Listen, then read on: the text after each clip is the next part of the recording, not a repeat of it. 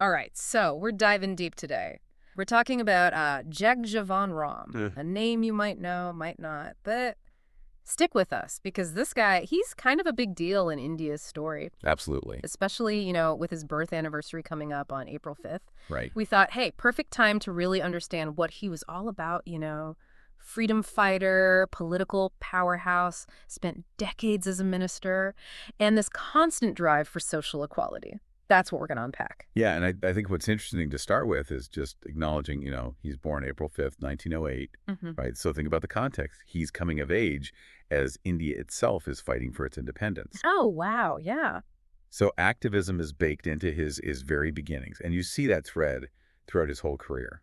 Makes sense. And speaking of career, 30 years. There. 30 years as a central minister. That's got to be some kind of record. Like, how do you even navigate that much change, at the top levels of government, no less? It's remarkable, all right? And I think what jumps out is not just the length of time, but the variety. Oh, yeah. He held so many crucial portfolios. Like what? Remind me. Defense, agriculture, labor. Right, right. I mean, think about his role as defense minister during the 71 war with Pakistan. Our sources really highlight how pivotal he was, Mm-hmm. making sure the armed forces were ready, were effective, and ultimately leading India to victory.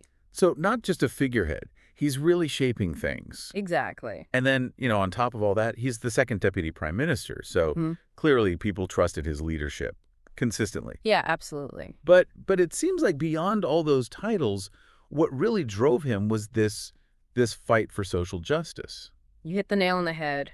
He was unwavering in his dedication to equal rights for all Indians, particularly for Dalit communities. He's Yeah. often called Bamuji Jagjeevan Ram. Yeah. And it wasn't just, a formality. Right. That was deep respect, affection. He earned that through tireless advocacy. Yeah. Babuji, it feels so personal. Yeah. Like he was truly connected to the people he fought for. But how did that translate into actual change? Like, what did he do? Well, getting into specific policies, that would take more digging in the sources than we have time for right now. Yeah, fair enough. But what's undeniable is that his voice, his presence for decades at the top, it amplified the concerns of the marginalized. It pushed for more inclusivity in whatever the government was doing. Got it. So consistent force for change over time. And his legacy lives on, huh?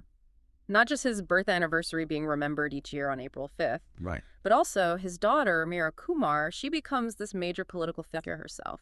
It's a powerful statement, isn't it? And there's this quote from the Sangnitra Youth Organization that I think is so relevant. They talk about how it's crucial for today's youth to understand these leaders like Jagjeevan Ram and carry forward their ideals. Yeah. Because that's how his vision for a more equitable society continues. Makes you think, right? So we've got Jagjeevan Ram, freedom fighter, becomes a pillar of the government in independent India for 3 decades. And through it all, never stops championing social justice. Exactly.